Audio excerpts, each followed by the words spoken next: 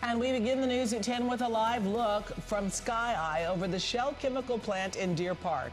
Shell now saying that 9 people were injured in the massive fire that erupted at that plant. You can see the white smoke still pouring out. That is steam, we are told. And flaring, we are told, is happening very minimally, but you can see still some flares there. So we'll keep that live image up for you, but we also want to show you new video just into our newsroom from the plant property. So you can see employees leaping to safety. It's been 7 hours since the fire started, and still nobody from Shell has gone on camera to answer any questions. The Harris County Sheriff leads a news conference early this evening without Shell representatives there. ABC 13's Jessica Willey is live at a hospital where several injured workers were treated, and Brianna is in Deer Park to break down what exactly burned. We begin live with Jessica, who spoke to someone whose son was injured in this fire, and she also has comments from the sheriff. Jessica.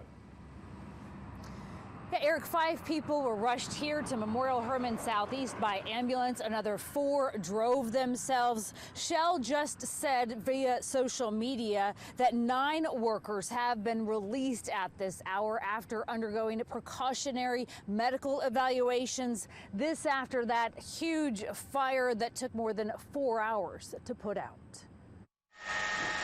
I said, that's a little bit more intense. Flames shot up from out of the olefin zone at the Shell Deer Park refinery. Heavy black smoke visible for miles.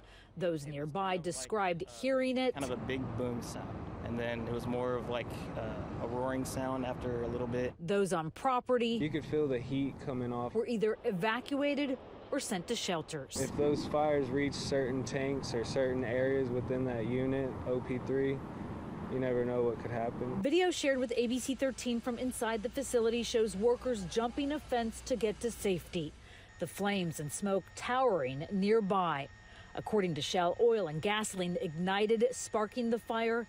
The Harris County Fire Marshal's office believes it's the result of a leak. It's all under investigation. In this type of event, you can easily have a leak of product, and it can easily find an ignition source. Tools can be used that cause spark.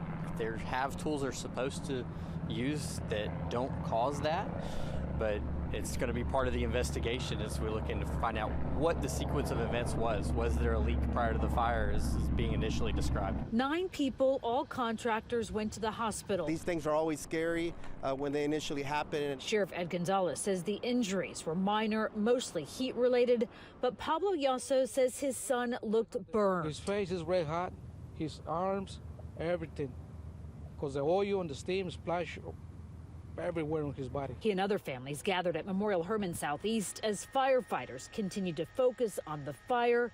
It was finally extinguished before dark, and after being sheltered for hours this Friday afternoon, Billy Ortiz got to go home. It was a normal day until all this happened.